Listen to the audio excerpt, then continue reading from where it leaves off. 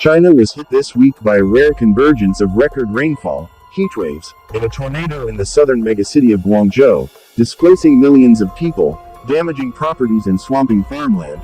With more storms and floods on the way, southern China is expected to see torrential rain until Tuesday, state media reported on Friday, with no immediate reprieve to the region inundated by downpours in the past week.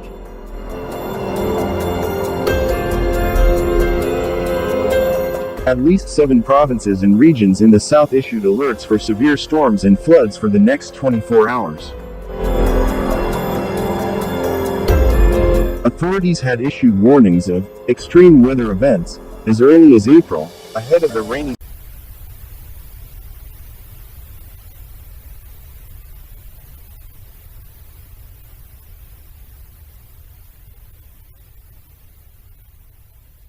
flooding and tornadoes in the Russian city of Sochi. Several people and cars were carried away by the current into the sea. In Sochi, heavy rains lasting several days led to a rise in the water level in rivers, mudflows and flooding of dozens of households and infrastructure. At least 2 people died when the flood swept their cars out to sea. The main blow of the elements was taken over by the village of Zubovishchel. There, the flow of the Shemitokvodje River into the Black Sea carried away 2 cars, in which there were 8 people. One of the passengers, a 42-year-old man, was rescued and taken to the hospital. The regional department of the investigative committee said that he was able to stay on the log. Rescuers also found the bodies of 2 dead women who were in cars. Another 5 people, including 3 children, are missing. The youngest of the children was 1-year-old. They continued to be searched for at sea and from the air. The head of Sochi, Alexei Kopegorodsky, said that 2 families from the Stavropol territory were driving cars that stopped for the night in an unequipped place at the mouth of the river under a flyover. Last night, 3 mudflows were recorded in the mountainous area of the Lazarevsky district. This led to the flooding of power facilities in several settlements, and power lines were cut in places. Several regional water supply facilities are out of order, Vodakanal Sochi reports. The flooding occurred on the territory of the main water intake complex on the Shaps River. The facility feeds the entire inner-city territory of the resort with a resource. The situation is regarded as critical, as the turbulent current continues to erode the territory of the water intake, the press service of the company said.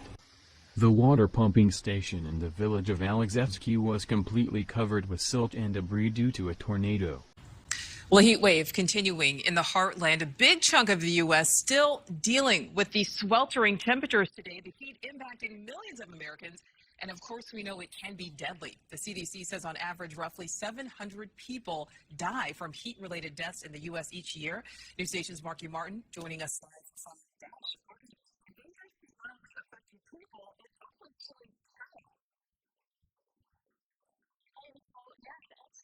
To underscore, this is a very abnormal event. At least 2,000 animals have died in Kansas due to heat stress this week. And you're talking about consecutive days of triple-degree temperatures plus no cooling off at night. And just a warning right off the top, some of this video is hard to watch.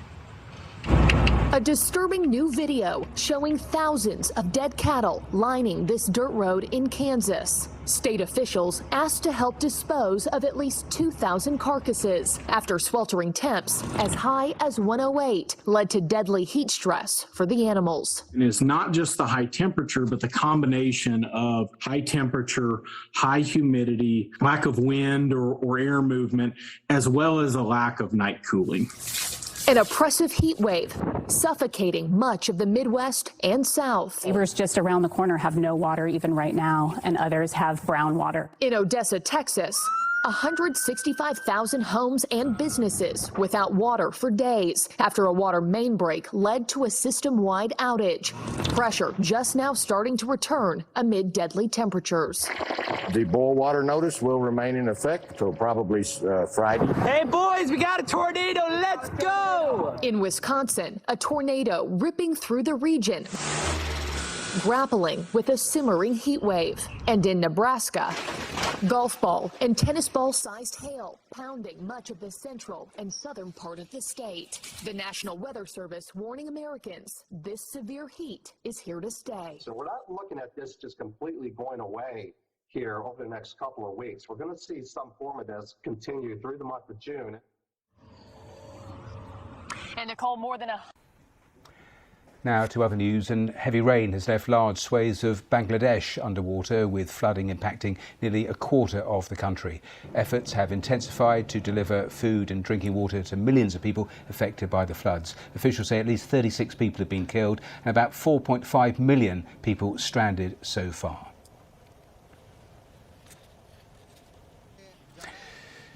Now, China is being hit by extreme weather this week, with heat waves and record-breaking floods there in different parts of the country. Although heavy rain occurs every year in China, scientists there say the frequency and severity of natural disasters seems to be increasing as a result of global warming. For emergency teams there, the potentially deadly weather events can mean putting their own lives at risk. Well, our China correspondent Steve McDonald reports now from Fujian province. For China's rescue teams, the struggle to reach cut-off communities is becoming extremely dangerous. They're risking their own lives to keep others out of harm's way. The rainy season here in Fujian province has led to floods throughout history. However, Chinese scientists are warning that climate change has made these events more frequent and more severe. This week, the country is dealing with a huge drain on electricity in the north as heat waves prompt greater air conditioner use. And in the south, a river close to Guangzhou has recorded its highest level in history. The Beijiang is flowing at nearly 20,000 cubic metres per second. Cities like Shaoguan and Qingyuan, with millions of residents, are being hit the worst. Hundreds of thousands of people have already been moved to safety. In Guangxi, muddy waters have been gushing through urban areas. Landslides have made roads impassable. Every summer, floods spread across the south of China, and officials build levee banks and diversion schemes to hold off the rising waters. But this is the sharp end of a global climate problem. Now, Bangladesh has sent troops to help millions of people trapped by floodwaters in the northeast. It's the worst flooding in the region in more than a century. And as Tanvir Chowdhury reports from Sylhet, the government is struggling to get drinking water and food to those in need. Shukr Ali is a livestock farmer who lost his home in the floods. He and his family have been living on the side of this road for almost a week now, without any kind of help. Go and see the condition of our home. What is the point of talking about it? It is only Allah who can provide. He is the one who gives and who takes away. Sweetie Begum is waiting for government assistance on the outskirts of the city of Sylhet. After queuing for hours, she is beginning to lose hope. There is water all around my home, chest deep. We've been sitting here waiting for relief for hours, and so far we've received nothing. Armed forces have rescued or evacuated more than 100,000 people from two of the worst hit districts in the northeast. Many others are still stranded in remote rural areas. This is one of the many schools in Sunamganj and Sylhet region that has been used as makeshift shelter for those villagers who were affected by the flood. Most of the people took shelter on their own. Now they're in desperate need for food and fresh water. Even residents in urban areas with better drainage systems are affected. We've never seen floods like this in our lifetime. Our home has water up to the hip. We've no running water and electricity. We're now using rainwater. During her visit to the area, Prime Minister Sheikh Hasina said future building developments should take into account the number of natural disasters that Bangladesh experiences. Many of these people are still recovering from the last month's pre-monsoon flash floods. We left our home to take shelter here. There's no food or fresh water. It would help if we got some relief from the government so we can get by. For the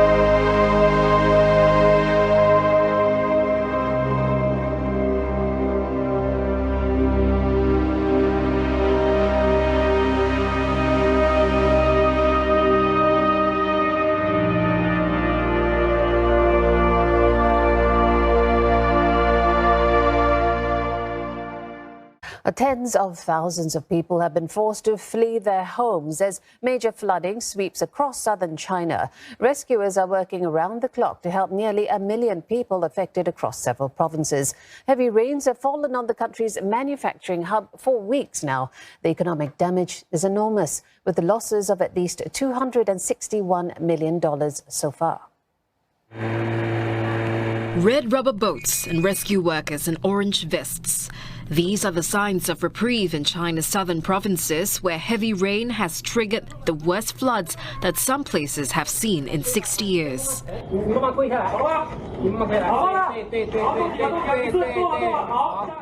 China's most populous area is bearing the brunt of the disaster. Life in Guangdong has come to a complete halt. Schools, offices and public transport all shut amid rising waters and the threat of landslides. Residents are facing blackouts and a lack of food as stores have run out of oil and rice.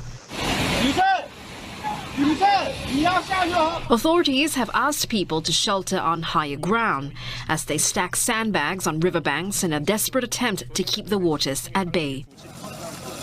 In Jiangxi, the floods have washed away roads and bridges, making speedboats the only way to reach those in need.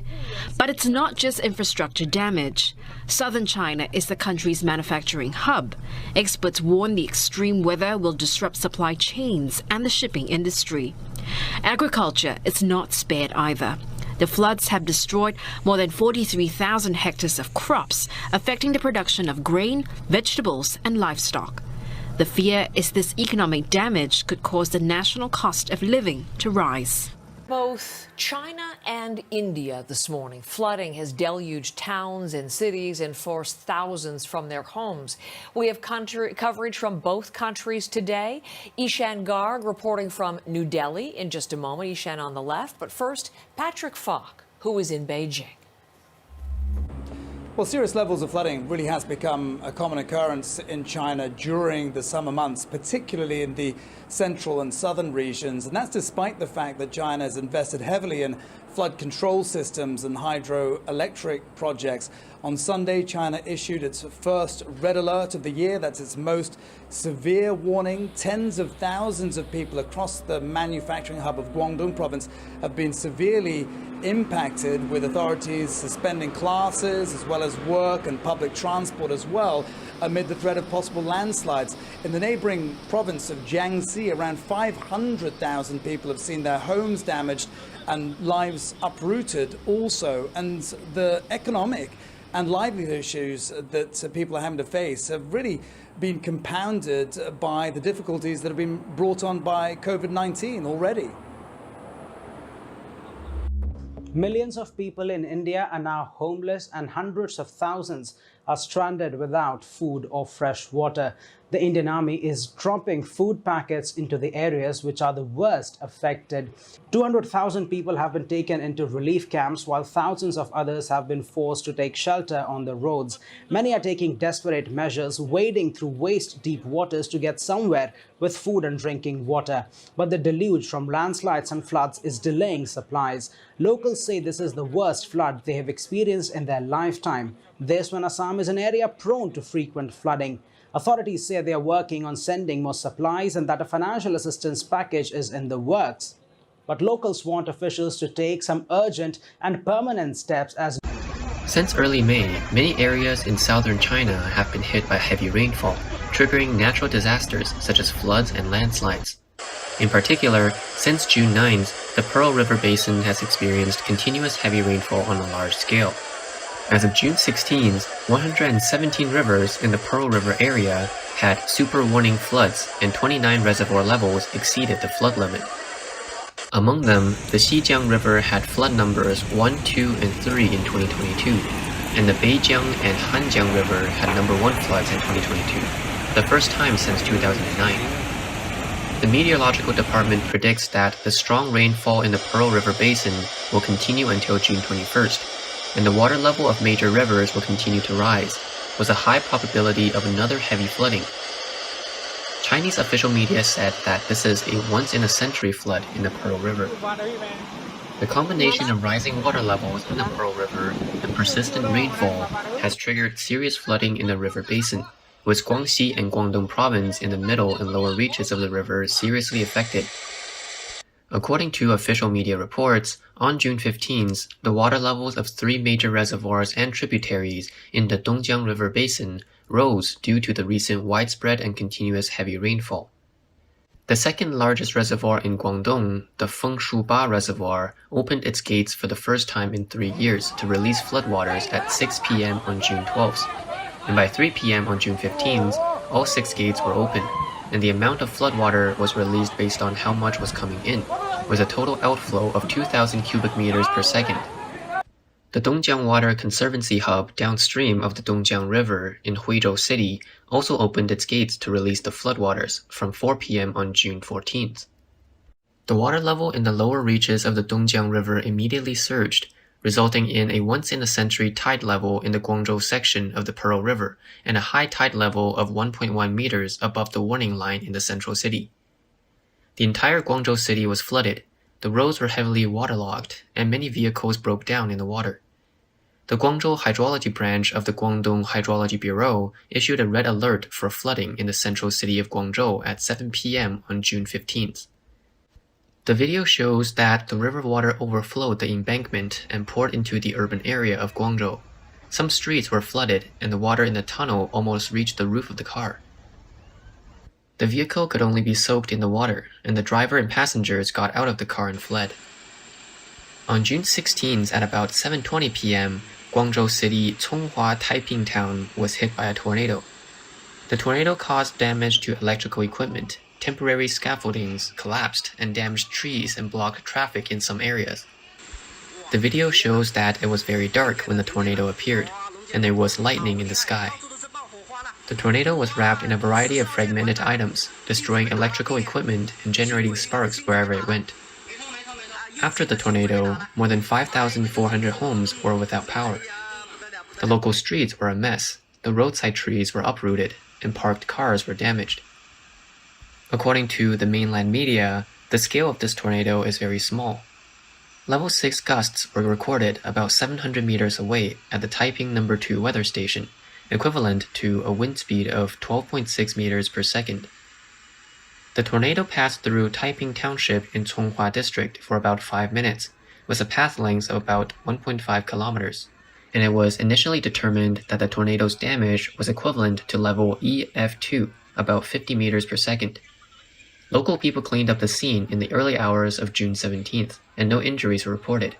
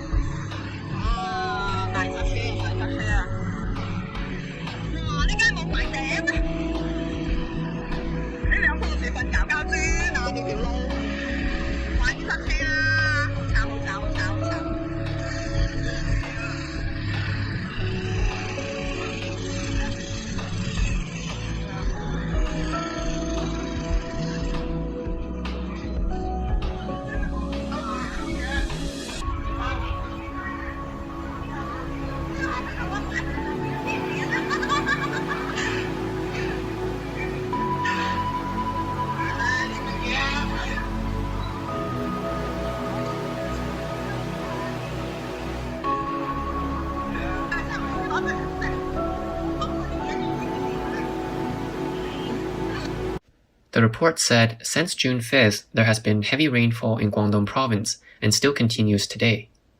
It also exhibits trends of expansion, where the rainfall is heavy and lengthy. It is named as Big Splash Pattern for its high intensity in a short amount of time.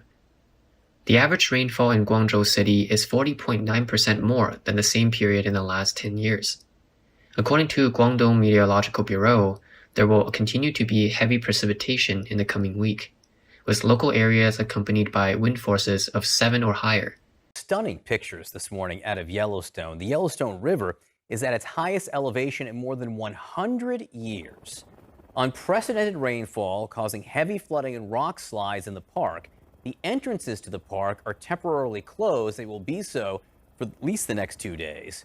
We have video from Gardner, Montana. An entire building collapsed into the river. The town is now isolated without power and water. That is just amazing.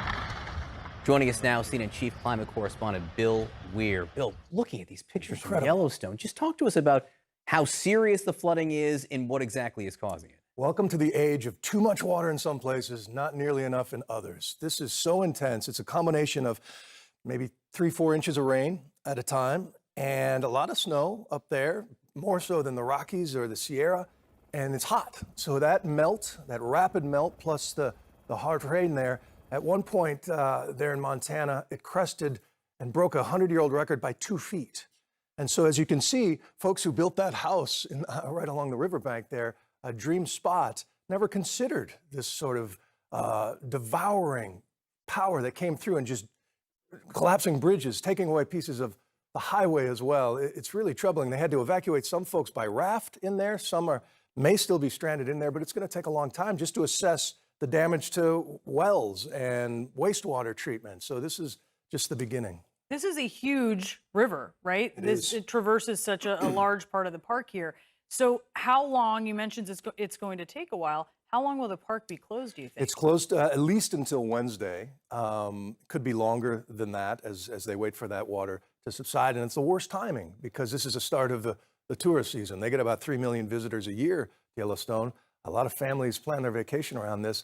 And so it all remains to be seen. Talk about the melt here, because there is a possible climate connection here, which in addition to all the rain they're having more melting than usual. Exactly. And it was intense heat high in the Rockies. And again, that's your water tank. You want it to be consistent and slow and predictable, because that water hopefully is going to get you through to the fall. But when it's that warm up there, it comes down so fast, that's troubling as well. Climate attribution science is fastly developing. It takes a while to say, all right, this wouldn't have happened without man-made global warming by X percentage. But it's all consistent with what the scientists have been telling us for a long time. More intense weather events more frequently. What does this portend for the future? I mean, how much more are we going to see of this? Obviously, this gets a lot of attention. It's in Yellowstone, but this is going to happen in a lot of places. It's happening everywhere in ways that we just don't notice as dramatically as that house going in. You know, we did the one on the Outer Banks of the Carolinas a couple weeks ago. These are slow motion disasters, just, tenths of a degree until this sort of thing happens. And unfortunately, the Arctic's not going to refreeze anytime soon. These patterns aren't going to lessen anytime soon. And it's also the age of adaptation. We have to get ready for these sorts of events. Bill Weir, I predict a trip to Yellowstone, perhaps in your near future. I'll take it any chance I can get it. But heart goes out to the folks at the Parks Department there trying to deal with this and all those scared families. Hope they get out of there okay. Thanks, Bill. Really appreciate it. I want to bring in CNN meteorologist Chad Myers. Chad, just looking at that video, these are some incredible and very scary scenes. Yes, devastating. This is the northwest part of the park. The area you see right here, this is the Gardner River going down the Gardner Canyon. Goes from Mammoth Hot Springs to the town of Gardner, Montana. That drive should take you about 20 minutes. It's about 11 miles. It's a beautiful drive, or at least it was. Now that same drive to go from Mammoth Hot Springs to Gardner is 213 miles out of the way because you have to go out through the west entrance. Now, they say that the entrances are closed, but the exits are not. They're still letting people out if they want to get out. So that's some of the good news. The water is starting to recede in many of these locations now, although still obviously flash flood warnings are in effect. We had about 2 to 3 inches of rain on top of the snow that was on top of these mountains, and temperatures that were in the 50s, 60s, and 70s in some spots. So that snow melt added to the rain, added to the river flooding, and now we're still seeing in Billings the water going up to almost the record high for flooding in Billings. Here's a little town called Red Lodge. This is really Rock Creek. I've stood in this creek a foot deep and fly fished. And that's not a foot deep anymore. That is right through the town, even losing homes, losing bridges. And some of these areas around Gardner, we had some pictures of that earlier, the house actually falling in. All of these creeks and streams run into the Yellowstone, and then the Yellowstone runs across Montana. So it's going to be a long event for a lot of people. There goes the house there, as you see it in Gardner, Montana. Guys. All powerful Mother Nature. Chad, thank you. We have an update on Capitol Reef National Park. Park rangers have sent out that until further notice, some roads in Capitol Reef National Park will be closed because of the flash flooding that occurred yesterday. Take a look at these pictures. They're brand new from the park. You can see multiple cars were buried under parts of the debris flow that came with these flash flooding episodes that happened yesterday. Now, floodwater covered some roads with that debris and swept away, as I said, several vehicles. It even required 6 stranded visitors to be hoisted to safety by helicopter. Thankfully, there were only minor injuries.